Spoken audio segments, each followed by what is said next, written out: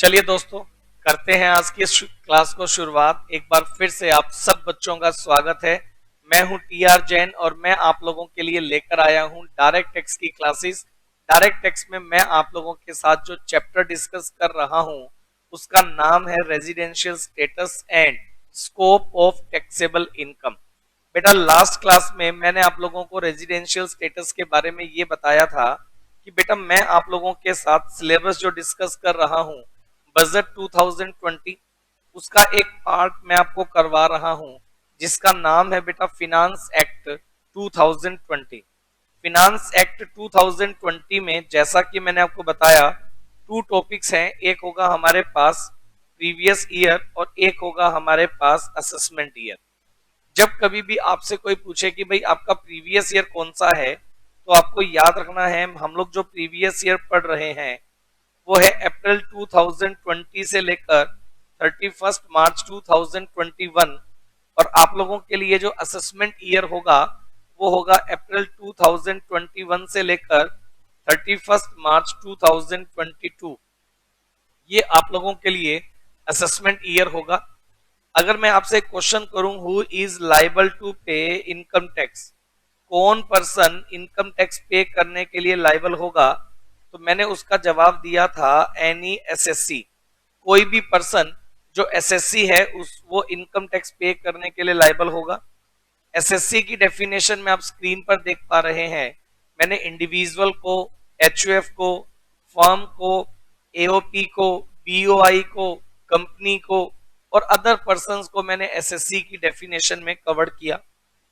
SSC की definition covered होने के बाद जो मैंने आपको बताया कि भाई एक पर्सन इंडिया में इनकम टैक्स पे करने के लिए लायबल कब होता है, दो चीजें चेक होती हैं। एक person any income which is taxable in India, कोई भी इनकम इंडिया में टैक्सेबल होने के दो मतलब स्टेप या दो बेस बनेंगे। एक तो relation of income from India, या तो जो इनकम तुम कमा रहे हो उस इनकम का रिलेशन इंडिया से होना चाहिए तभी इनकम टैक्स लगेगा। और या तो relation of SSC from India, या तो जो एसएससी जो इनकम कमा रहा है उस एसएससी का रिलेशन जो है वो इंडिया से होना चाहिए। या तो एसएससी का रिलेशन इंडिया से हो, मतलब एसएससी इंडिया का रेजिडेंट हो, और या तो इनकम जो है वो इंडिया से कमाई गई हो। अगर दोनों में से एक चीज या दोनों इंडिया में है, मतलब या तो इनकम तुमने इंडिया से अर्न की या वो पर्सन इंडिया से रिलेट करता है या दोनों ही चीजें इंडिया से हैं, तभी इंडिया जो है वो आपसे टैक्स चार्ज करेगा। तो मैंने आपको कल की क्लास में रेजिडेंशियल स्टेटस निकालना बताना स्टार्ट किया और मैंने आपको बताया था कि एक पर्सन का रेजिडेंशियल स्टेटस ऐसे निकलेगा। तो मैं आप सब बच्चों को बता दूं, एक पर्सन इंडिया में या तो होगा बेटे रेजिडेंट, एक पर्सन इंडिया में या तो होगा नॉन रेजिडेंट। आप सब बच्चे मेरी बात को ध्यान से समझिएगा कि एक पर्सन इंडिया में या तो होगा रेजिडेंट या तो होगा नॉन रेजिडेंट। एक बार फिर से हम लोग डिस्कस करेंगे। मैंने बोला था कि एक पर्सन है टी आर जैन और इस पर्सन को अपना रेजिडेंशियल स्टेटस फाइंड आउट करना है। तो मैंने आपको बताया एक पर्सन के रेजिडेंशियल स्टेटस के लिए मैं आपको बता दूं, एक पर्सन या तो इंडिया में होगा रेजिडेंट या तो एक पर्सन इंडिया में होगा नॉन रेजिडेंट। एक पर्सन दो कैटेगरी में कवर्ड है, रेजिडेंट और नॉन रेजिडेंट। फिर हमने रेजिडेंट की दो वैरायटी बना दी, ऑर्डिनरी रेजिडेंट और नॉट ऑर्डिनरी रेजिडेंट। रेजिडेंट दो तरह के हो सकते हैं, ऑर्डिनरी और नॉट ऑर्डिनरी।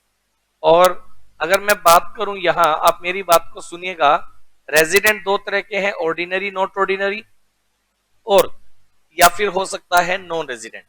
मैंने आपको यह बताया था कि एक पर्सन को रेजिडेंट और नॉन रेजिडेंट कौन बनाएगा, बेसिक कंडीशन। एक पर्सन को रेजिडेंट और नॉन रेजिडेंट कौन बनाएगा, बेसिक कंडीशन। एक पर्सन को ऑर्डिनरी और नॉट ऑर्डिनरी रेजिडेंट कौन बनाएगा, additional condition. Basic condition satisfy करके आप इंडिया के रेजिडेंट और नॉन रेजिडेंट बनेंगे और एडिशनल कंडीशन सेटिस्फाई करके आप इंडिया में ऑर्डिनरी और नॉट ऑर्डिनरी रेजिडेंट बनेंगे। चलिए मैं एक काम कर देता हूं, कंडीशन बताऊं उससे पहले लिखेगा number 1, resident and ordinary resident person, resident and ordinary resident, resident and ordinary resident. मैं सबसे पहले आपको ये बताने वाला हूं कि एक individual person resident and ordinary resident की डेफिनेशन को कवर्ड कब करेगा। Resident and ordinary resident individual कब होगा, लिखिएगा। इसके बारे में मैं आप लोगों को बता रहा हूं, लिखेगा if an individual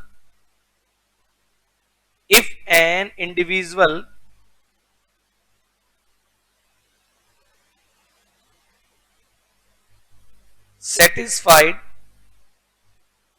one basic condition, if an individual satisfy one basic condition और इंग्लिश वाला और है और बोथ बेसिक कंडीशन, और बोथ बेसिक कंडीशंस। अगर एक इंडिविजुअल पर्सन बेसिक कंडीशन कोई एक या दोनों पूरी कर दे, then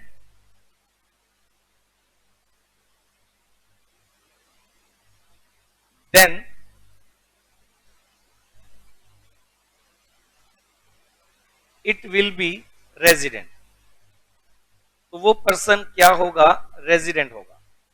if an individual satisfy one basic condition और both basic condition, then it will be resident. तो इसे हम लोग क्या नाम देंगे, रेजिडेंट।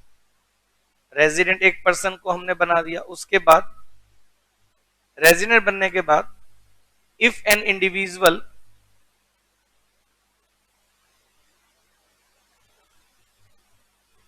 ऐसा लिखो आप,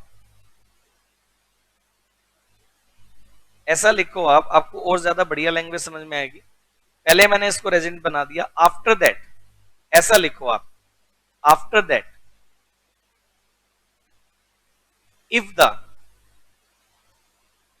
individual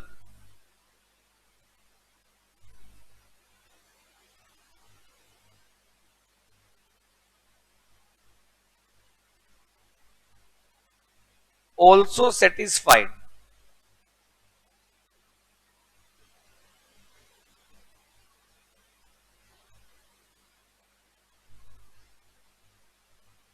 both of the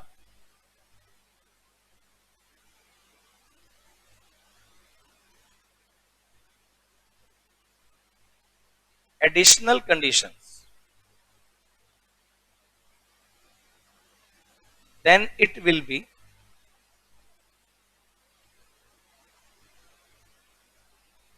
resident and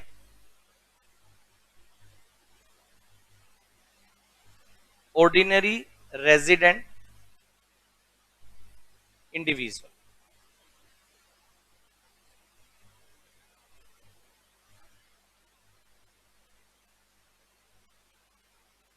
आप ऐसा लिखिए, सबसे पहली बात कि एक person resident and ordinary resident individual कब बनेगा। तो मैंने बताया if an individual satisfy one basic condition और both basic condition, then it will be resident। After that, if the individual also satisfied both of the additional condition, then it will be resident and ordinary resident। जब एक person basic condition दो में से कोई एक या दोनों पूरी कर दे तो वो रेजिडेंट बनेगा। पहले बेसिक पूरी करनी पड़ेगी, तब आप क्या बनोगे, रेजिडेंट। जब आपने बेसिक पूरी करके रेजिडेंट बन गए, फिर मैं चेक करूंगा एडिशनल, और अगर आप एडिशनल दोनों पूरी कर दोगे तो आप क्या बन जाओगे, resident and ordinary resident HUF. तब आप ये बन जाओगे। नंबर टू, अगर मैं बात करूं resident but not ordinary resident, resident but not ordinary resident, resident but not ordinary resident, कि आप रेजिडेंट तो हैं लेकिन नॉट ऑर्डिनरी रेजिडेंट हैं। लिखेगा if an individual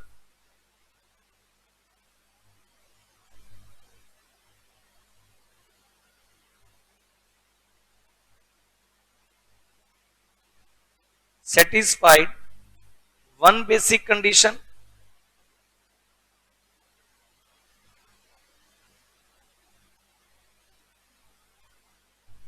or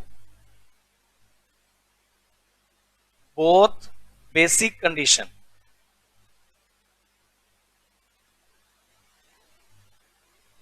if an individual satisfy one basic condition or both basic condition, then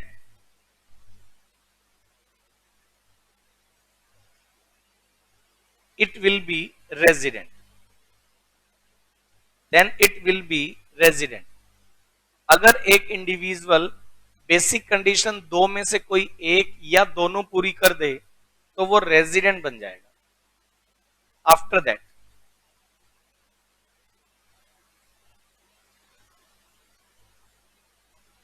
if the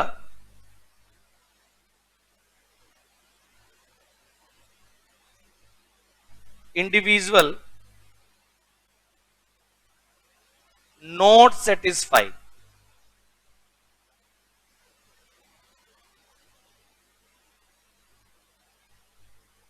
one additional condition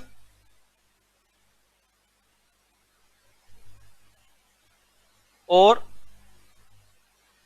both additional conditions,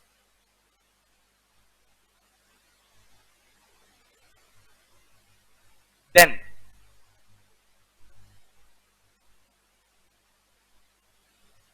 it will be resident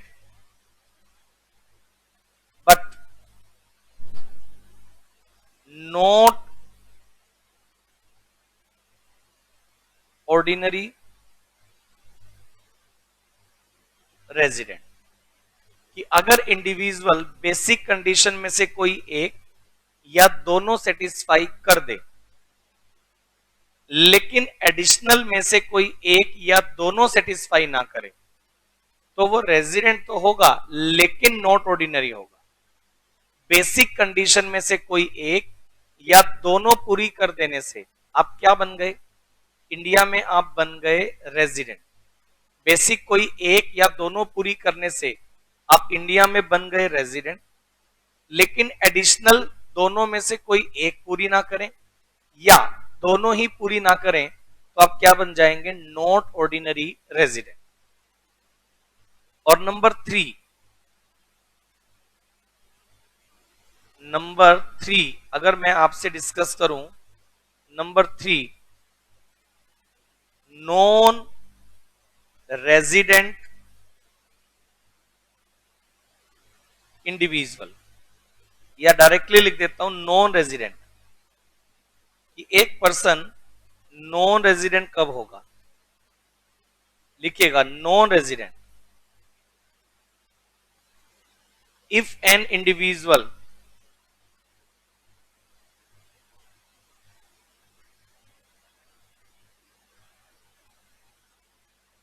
does not satisfy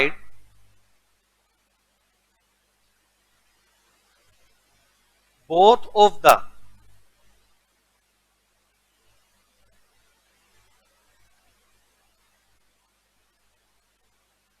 sorry if an individual does not satisfy both of the basic condition,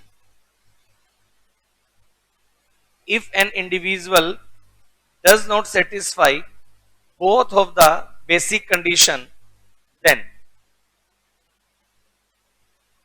it will be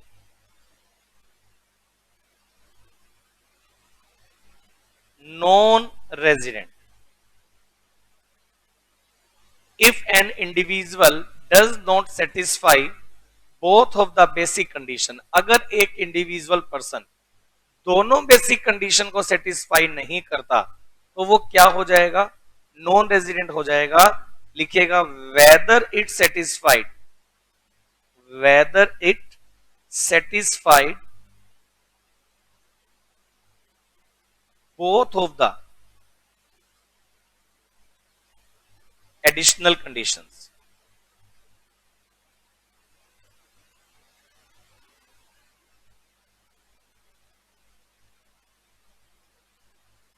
अगर एक individual person, when an individual does not satisfy both basic condition, then it will be non resident. अगर एक individual दोनों basic condition को satisfy नहीं करता है तो वो नॉन रेजिडेंट होगा। Whether it satisfy both of the additional condition, additional चाहे दोनों पूरी करे। अगर वो बेसिक पूरी नहीं करेगा, आप समझ लो वो नॉन रेजिडेंट है। एडिशनल पूरा करने या ना करने से कोई फर्क नहीं पड़ने वाला। तो अल्टीमेटली एक इंडिविजुअल के 3 स्टेटस हो सकते हैं जो मैंने आप लोगों को स्क्रीन पर नोट करवाए। अब सब बच्चों को बता दूं, अभी मैं आपके सामने कंडीशन खोलने वाला हूं, टेंशन मत लो। सब चीजें बिल्कुल सिस्टमेटिक स्टेप टू स्टेप चलाऊंगा। आप ये बोलेंगे सर आपने दिल निकाल के छोड़ दिया। भाई साहब दिल में बहुत सारा इनकम टैक्स भरा हुआ है, टेंशन मत लो। एक एक चीज बिल्कुल सिस्टमेटिक तरीके से चलाऊंगा, आपको एक बार भी दिक्कत नहीं आने दूंगा। मेरे को पता है मेरा पेपर है, कैसे पढ़ाना है, बस आप सिस्टमेटिक वे से चलते चलो। मैंने सबसे पहले उठाया इंडिविजुअल को। इंडिविजुअल या तो होगा रेजिडेंट या तो होगा नॉन रेजिडेंट। रेजिडेंट दो तरह के हो सकते हैं, ordinary, not ordinary.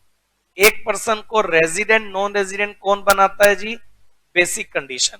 Basic condition satisfy होंगी तो रेजिडेंट, नहीं होंगी तो non resident.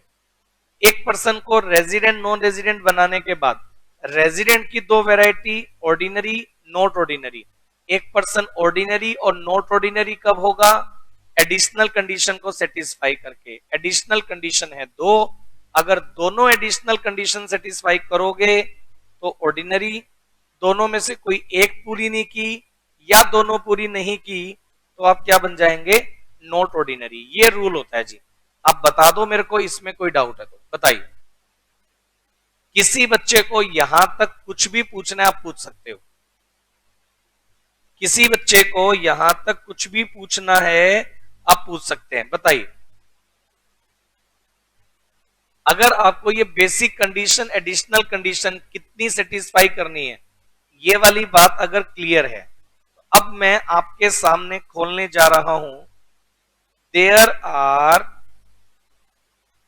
Are two basic condition, there are two basic condition. मेरे सामने दो बेसिक कंडीशन है। There are two basic condition, मेरे सामने दो बेसिक कंडीशन है। There are two basic condition, there are two basic conditions. अब मैं इसको पहले थोड़ा डायग्रामेटिकली बता देता हूं, फिर नोट करवाऊंगा। बेटे बेसिक कंडीशन के लिए मैं आपके प्रीवियस ईयर को लेकर चलूंगा। आप लोगों का प्रीवियस ईयर 2020-21 है। याद रखिएगा मेरा ईयर अप्रैल में स्टार्ट होगा, नेक्स्ट ईयर की 31 मार्च को कंप्लीट होगा। और मैं आपको बता दूं जो सिलेबस में पढ़ा रहा हूं उसमें ये मेरा प्रीवियस ईयर है। प्रीवियस ईयर 2020-21 ये मेरा प्रीवियस ईयर है, ये बात ध्यान रखिएगा।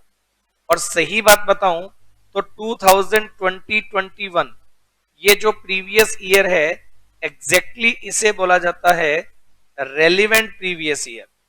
अगर मैं सही बात बताऊं तो इसे बोला जाता है रेलिवेंट प्रीवियस ईयर। आप बल्कि ये लिखेंगे 2020-21 जो आपका प्रीवियस ईयर है इसे बोला जाता है relevant previous year.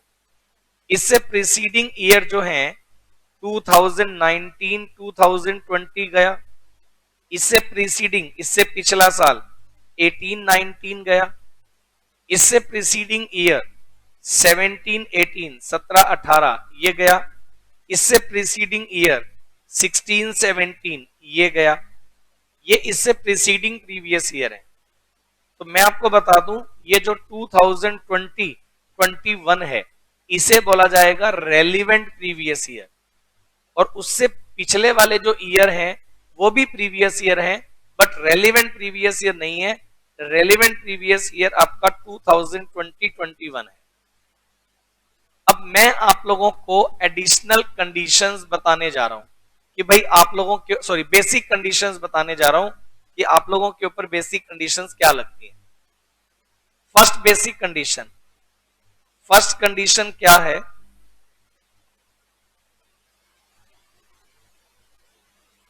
Stay in India for 182 days or more. 182 days or more stay in India in relevant previous year.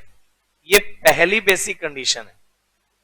एक पर्सन इंडिया का रेजिडेंट बनने के लिए जो दो बेसिक कंडीशन होती हैं, उनमें से पहली बेसिक कंडीशन ये होगी कि अगर कोई पर्सन रेलिवेंट प्रीवियस ईयर में 182 डेज या उससे ज्यादा इंडिया में अगर करता है स्टे, तो वो पहली बेसिक कंडीशन को सेटिस्फाई कर देगा। इफ एन, देखो 2020-21 ये आपका प्रीवियस ईयर है। मैंने पहली कंडीशन ये रखी, अगर एक पर्सन रेलिवेंट प्रीवियस ईयर 2020-21 में 182 डेज और मोर अगर इंडिया में स्टे करता है, 182 डेज या उससे ज्यादा इंडिया में स्टे करता है, तो वो पहली कंडीशन को सेटिस्फाई करेगा। अब जैसे ही मैंने ये बात बोली, तो आपके दिमाग में इससे रिलेटेड कुछ क्वेश्चन आ सकते हैं। अच्छा सर, ये 182 डेज इंडिया में जब स्टे करेगा तो क्या कॉन्टिन्यूअस 182 डेज होने चाहिए? क्योंकि 2020-21 में तो 365 दिन है। एक पर्सन 182 डेज इंडिया में रहेगा, कैसे रहेगा अभी बताऊंगा, टेंशन मत लो। अभी तो सिर्फ आप लिखो, पहले मैं दो कंडीशन बता दूं, फिर उन दो कंडीशन को तोड़ेंगे, एक एक बात, उसमें जो क्वेश्चन आपके अराइज हो सकते हैं सब बातों के जवाब दूंगा। देखिए पहली कंडीशन क्या है, अगर आप इंडिया में 182 डेज रेलिवेंट प्रीवियस ईयर में अगर करते हो स्टे, ये आपकी पहली बेसिक कंडीशन है। सेकंड बेसिक कंडीशन क्या है, लिखिएगा 60 डेज और मोर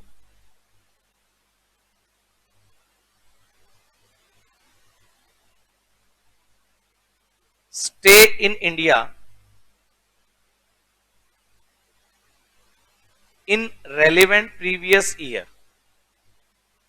रेलिवेंट प्रीवियस ईयर में 60 डेज या उससे ज्यादा अगर आप इंडिया में स्टे करते हैं, 60 डेज और मोर stay in India in relevant previous year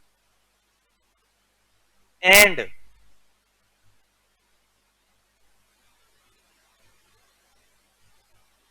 365 days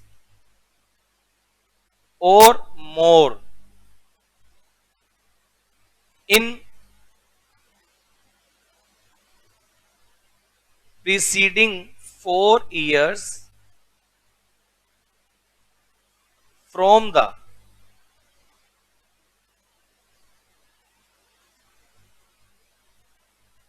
relevant previous year. ये दो बातों को मिला करके एक कंडीशन बनेगी, समझते जाना पूरी बात। सेकंड बेसिक कंडीशन क्या होगी कि भाई प्रीवियस ईयर में, रेलिवेंट प्रीवियस ईयर में 60 डेज और more in relevant previous year and 365 days और more in preceding 4 year from the relevant previous year.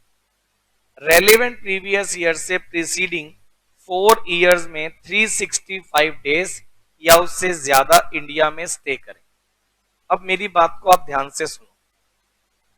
Previous year 2020-21 में आप मेरी बात को सुनना, अगर आप रेलिवेंट प्रीवियस ईयर में 60 डेज या उससे ज्यादा स्टे करते हो और उससे प्रीसीडिंग 4 ईयर, 1, 2, 3, 4, इन 4 इयर्स का टोटल 365 डेज भी होना चाहिए। 2020-21 में 60 डेज या उससे ज्यादा, और उससे पहले वाले 4 साल में 365 डेज या उससे ज्यादा। यहां बीच में एंड लिखा हुआ है, एंड का मतलब दोनों बातें पूरी होनी चाहिए।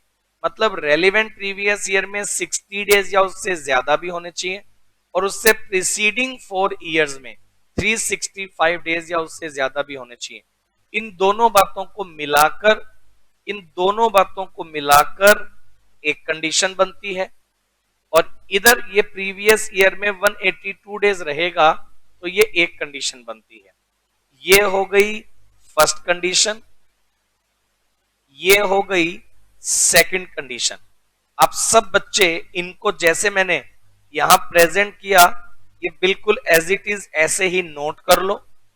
और मैं इसके नीचे दोनों कंडीशन थ्योरेटिकली लिख देता हूं। फर्स्ट कंडीशन क्या है? If he oblique she stay in India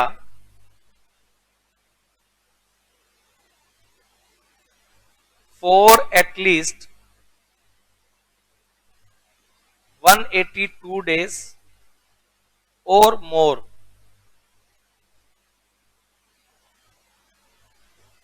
during the relevant previous year। ये फर्स्ट कंडीशन है। सेकंड कंडीशन क्या होगी? If he oblique she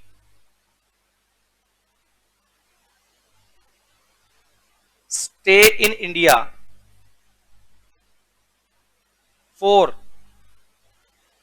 60 days or more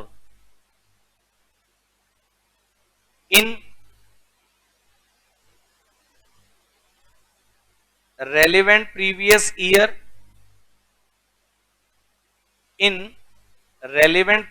year and 365 days or more in preceding 4 years from the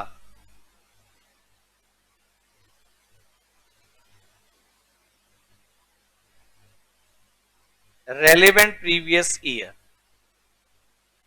कि भी relevant previous year में पहली condition थी कि 182 डेज या उससे ज्यादा, और सेकंड कंडीशन थी कि अगर वो रेलिवेंट प्रीवियस ईयर में 60 डेज या उससे ज्यादा और उससे प्रीसीडिंग 4 ईयर में 365 डेज या उससे ज्यादा अगर आप स्टे करते हैं। स्क्रीन पर देयर आर 2 बेसिक कंडीशन। जो 2 बेसिक कंडीशन आपके ऊपर एप्लीकेबल होनी है, वो 2 कंडीशन मेरी स्क्रीन पर है। सब बच्चे इसको नोट कर लो, और नोट करने के बाद आप मेरे को बताओ इन 2 कंडीशन को समझने में आपको कोई डाउट है क्या? बताइए, इन 2 कंडीशंस को समझने में आपको कोई डाउट है क्या? There are 2 basic condition. First one is if he oblique she stay in India for at least 182 days or more during the relevant previous year। और सेकंड कंडीशन है if he oblique she stay in India for 60 days or more in relevant previous year and 365 days or more in preceding 4 years from the relevant previous year।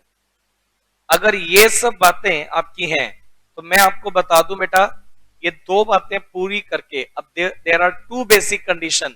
If an individual does not satisfy both basic condition then it will be non resident, and if an individual satisfy 1 basic condition और both basic condition then it will be resident. देखिए rule क्या है। एक बच्चे ने बोला sir अगर एक कंडीशन पूरी हो तो चलेगा, दोनों में से कोई भी कंडीशन, एक भी कंडीशन अगर आपने पूरी कर दी तो भाई आप इंडिया के रेजिडेंट बन जाएंगे। अगर आपने दोनों पूरी कर दी तो भी आप रेजिडेंट बन जाएंगे। दोनों ही पूरी नहीं की तो आप नॉन रेजिडेंट है। अब एक बच्चा कहता है सर ये बताओ ये जो 182 डेज है या 60 डेज है ये कंटिन्यू रहना चाहिए क्या? भाई एक साल में 365 दिन है। सुनो, अप्रैल 2020 से लेकर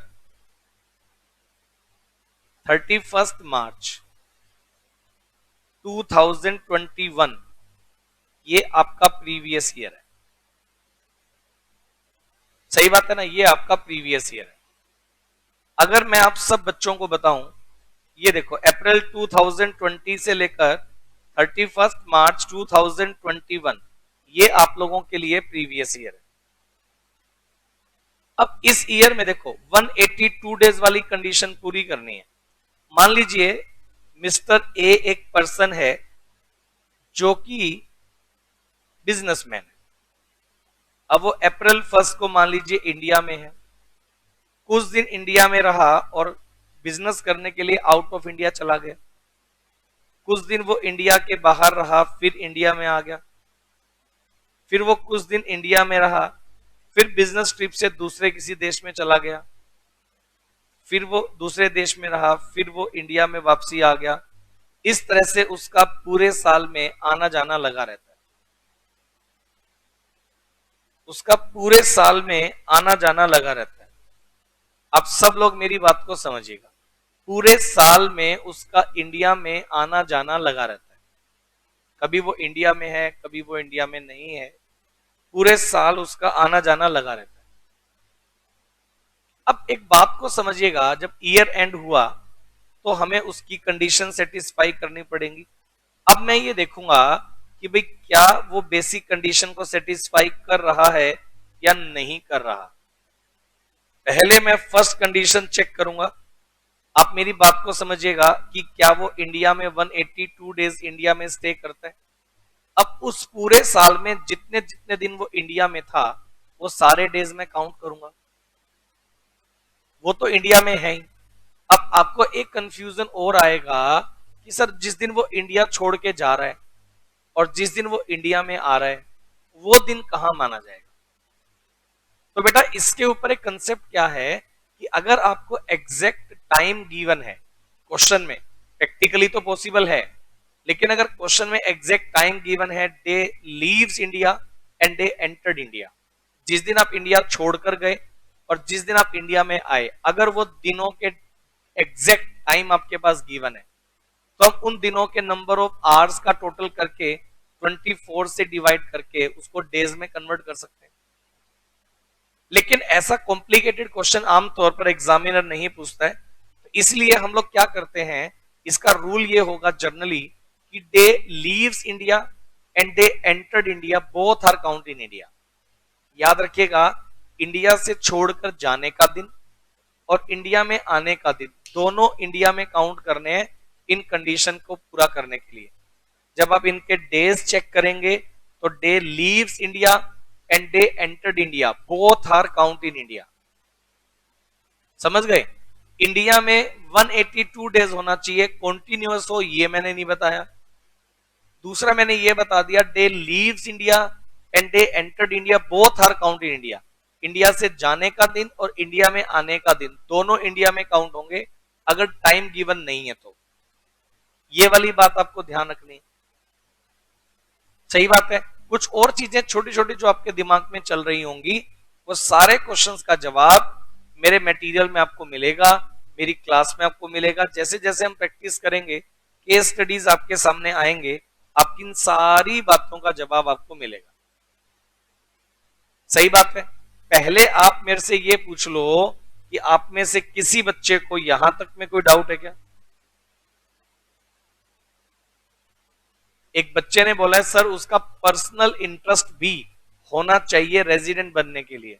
देखिए बेटे, रेजिडेंशियल स्टेटस एक ऐसी चीज है जो ईयर टू ईयर चेंज हो सकता है। पहली बात, एक पर्सन को रेजिडेंट नॉन रेजिडेंट बनाया जाता है उसके इनकम टैक्स की लायबिलिटी को कंप्यूट करने के लिए।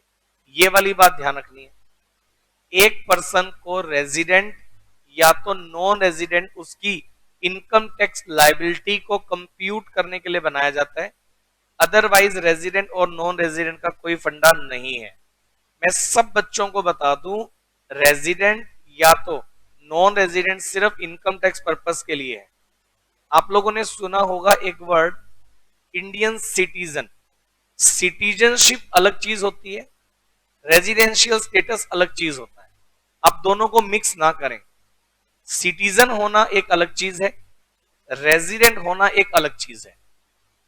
मैं इंडियन सिटीजन हूं और अगर मैं प्रीवियस ईयर में, हो सकता है मैं इंडिया का नॉन रेजिडेंट प्रूफ हो जाऊं, लेकिन उसके बावजूद भी मैं इंडियन सिटीजन ही रहूंगा। जब तक मैं अपनी मर्जी से दूसरे देश में जाके रहना स्टार्ट ना करूं, जब तक वो देश मेरे को वहां की सिटीजनशिप नहीं देगा, तब तक मैं इंडियन सिटीजन रहूंगा। और इनकम टैक्स लायबिलिटी का आपके सिटीजनशिप से कोई मतलब नहीं है। इनकम टैक्स लायबिलिटी के डिटर्मिनेशन के लिए ही रेजिडेंशियल स्टेटस निकाला जाता है। रेजिडेंशियल स्टेटस के बिहाफ पर हम आपका इनकम टैक्स कंप्यूट करेंगे। हमें इस बात से मतलब नहीं है कि आपका सिटीजनशिप का क्या है, कि आप इंडियन सिटीजन है या नॉन इंडियन सिटीजन है, इससे हमें कोई मतलब नहीं है। एक बच्चे का क्वेश्चन है कि सर लेस देन 182 डेज हो गए तो वो नॉन रेजिडेंट होगा क्या? बेटे मैंने आपके लिए कंडीशन रखी है दो। ये देखो, मैंने कंडीशन रखी है दो। एक पर्सन को रेजिडेंट बनने के लिए दो कंडीशन दिए मैंने। या तो आप प्रीवियस ईयर में 182 डेज की कंडीशन पूरी कर दो, और अगर आपसे प्रीवियस ईयर के 182 डेज वाली कंडीशन सेटिस्फाई नहीं हुई है, तो उस सिचुएशन में आप दूसरे वाली कंडीशन क्या, कि रेलिवेंट प्रीवियस ईयर में 60 डेज और उससे प्रीसीडिंग 4 इयर्स में 365 डेज अगर आप रहे हो, तो भी आप इंडिया के रेजिडेंट माने जाएंगे। आप मेरी बात को सुनिएगा, आप मेरी बात को सुनिएगा ध्यान से। बेटे एक पर्सन प्रीवियस ईयर 2020-21 में, प्रीवियस ईयर में 100 दिन इंडिया में था, 100 डेज इंडिया में है। उससे पहले 1920 में भी वो 100 डेज इंडिया में है। उससे पहले 1819 में भी वो 100 डेज इंडिया में है। उससे पहले 1718 में भी वो 100 डेज इंडिया में है। उससे पहले 1617 में भी वो 100 डेज इंडिया में है। मान लीजिए आप ऐसे इंडिया में आते हो। अब जरा सोचो, आप रेलेवेंट प्रीवियस ईयर में 60 दिन इंडिया में हो या नहीं हो? प्रीवियस ईयर में 60 डेज और मोर आप इंडिया में थे या नहीं थे? बिल्कुल थे। और उससे प्रीसीडिंग 4 इयर्स का टोटल आपका 365 डेज इंडिया में है या नहीं है? वो भी तो है। तो अब हमें 182 डेज वाले टॉपिक की जरूरत नहीं है, उस कंडीशन की जरूरत नहीं है। अब प्रीवियस ईयर में 60 डेज और उससे प्रीसीडिंग ईयर्स में अगर 365 डेज इंडिया में है, तो भी तो आप रेजिडेंट बनेंगे, तो भी तो आप रेजिडेंट बनेंगे। अगर आप रेलिवेंट प्रीवियस ईयर में 60 डेज और मोर और उससे प्रीसीडिंग 4 इयर्स में 365 डेज और मोर अगर इंडिया में स्टे करते हैं, तो भी तो आप इंडिया के रेजिडेंट बनेंगे। बताइए जरा सब लोग, इतना आपको समझ में आ रहा है क्या? बताइए बेटे। तो एक पर्सन के रेजिडेंट होने के लिए जरूरत किस चीज की है? बेसिक कंडीशन की। अगर एक पर्सन इंडिया में बेसिक कंडीशन दो में से कोई एक सेटिस्फाइड कर दे, तो भाई आप क्या बन जाएंगे? इंडिया के रेजिडेंट बन जाएंगे। ठीक बात है जी। अब सब बच्चे मेरी बात को ध्यान से सुनो। ये क्वेश्चन स्क्रीन पर है, ये क्वेश्चन स्क्रीन पर है। ये देखिए, residential status and scope of total income. ये क्वेश्चन, ये चैप्टर स्क्रीन पर है। मैंने देखो, मेरा कोई भी चैप्टर जब मैं स्टार्ट करूंगा, पहले पूरी बात सुन लीजिएगा। उस चैप्टर में यूज होने वाले सेक्शंस इस चैप्टर में कौन कौन से सेक्शन कवर्ड होंगे और उन सेक्शन को किस पॉइंट पर एप्लीकेबल किया जाएगा। सबसे पहले मैं हमेशा चैप्टर के स्टार्टिंग में सेक्शन वाइज स्टडी आपको देने वाला हूं कि इस चैप्टर के ऊपर कौन कौन से सेक्शन एप्लीकेबल होंगे।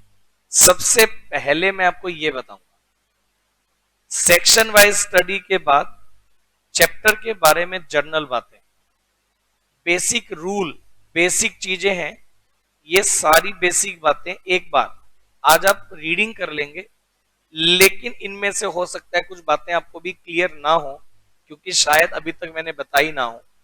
ये इनका मीनिंग 1 to 1 मैं आप लोगों को बताऊंगा, जैसे जैसे मेरा सिलेबस चलेगा वैसे वैसे मैं सब बताऊंगा। ये कुछ बेसिक बातें मैंने आपको बताई पेज नंबर 1 और पेज नंबर 2 पर।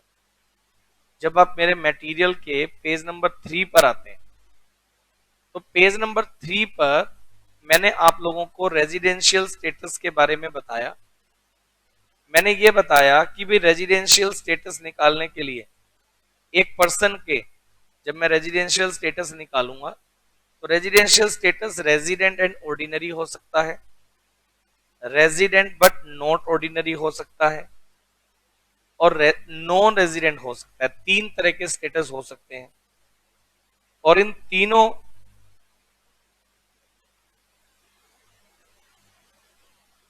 स्टेटस को मैं लेकर चलूंगा।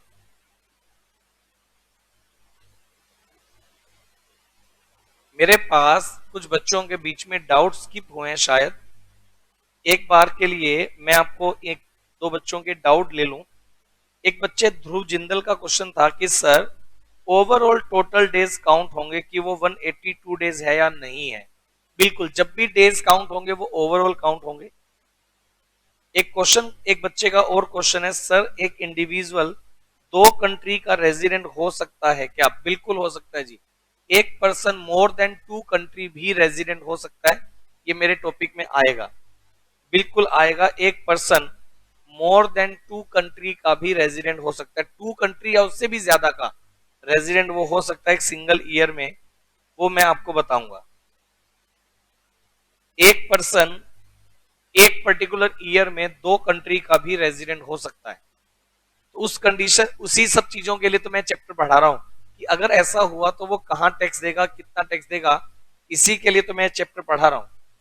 ये देखिएगा यहां मेरे पास, मैं आपको बता दूं, जब मैं रेजिडेंशियल स्टेटस बताऊंगा तो यहां रेजिडेंशियल स्टेटस इनकम टैक्स में सेक्शन 6 में डिटरमाइन होता है और सेक्शन 6 में जब हम लोग रेजिडेंशियल स्टेटस को डिटरमाइन करेंगे तो सबसे पहले सेक्शन 6 सब सेक्शन 1 में मैं residential status of individual discuss करूंगा। अभी मैंने सेक्शंस के बारे में ज्यादा इसलिए नहीं बताया क्योंकि मैं चाहता नहीं कि आपको कंफ्यूजन हो। रेजिडेंशियल स्टेटस ऑफ एचयूएफ में सेक्शन 6 सबसेक्शन 2 में बताऊंगा।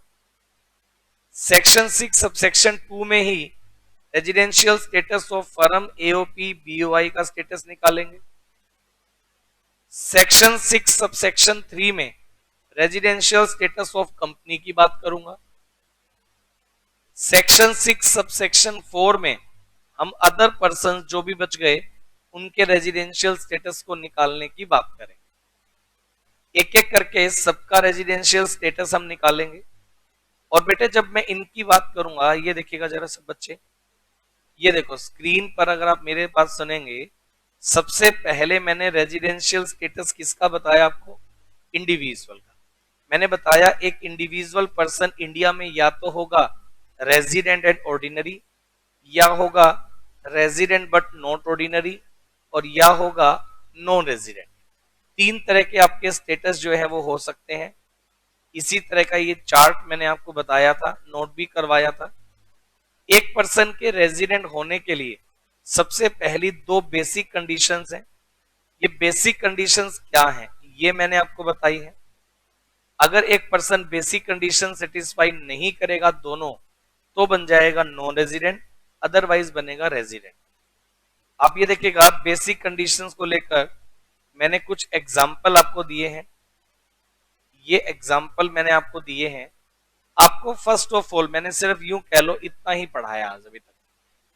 आप लोगों को अभी तक मैंने सिर्फ इतना पढ़ाया है, ये बात आप मान के चलिए। तो आज की क्लास का होमवर्क मैं सिर्फ ये बनाकर दे रहा हूं कि जितना अभी मैं स्क्रीन पर दिखा रहा हूं ये आप लोगों को रीडिंग करके आना है, ये आपका होमवर्क है। इससे रिलेटेड बातें हम लोग अगली क्लास में डिस्कस करेंगे। अभी इसके एक्सेप्शन केस आएंगे वो हम कल की क्लास में डिस्कस करेंगे। फिर जब बेसिक कंडीशन का पूरा क्राइटेरिया खत्म होगा विद एक्सेप्शनल केस, फिर मैं आपको एडिशनल क्वेश्चंस पर लेकर आऊंगा। जब आपके एडिशनल क्वेश्चंस होंगे, एडिशनल कंडीशंस पर लेकर आऊंगा, एडिशनल कंडीशंस भी समझ में आएंगी, तब मैं उसके प्रैक्टिस क्वेश्चन पर आपको लेकर आऊंगा। तो एक बड़ा सिस्टमेटिक वे से चलेंगे, एक एक पॉइंट को डिस्कस करते हुए। आज की क्लास में इतना ही था। अगर इतने टॉपिक से कोई आपका क्वेश्चन है तो आप मेरे से पूछ सकते हैं। इतना रीडिंग करके आए, बाकी हम अगली क्लास में डिस्कस करेंगे। Thank you so much. अगर आपका कोई डाउट है तो मैं आपके क्वेश्चन का वेट कर रहा हूँ बेटा। चलिए बताइए।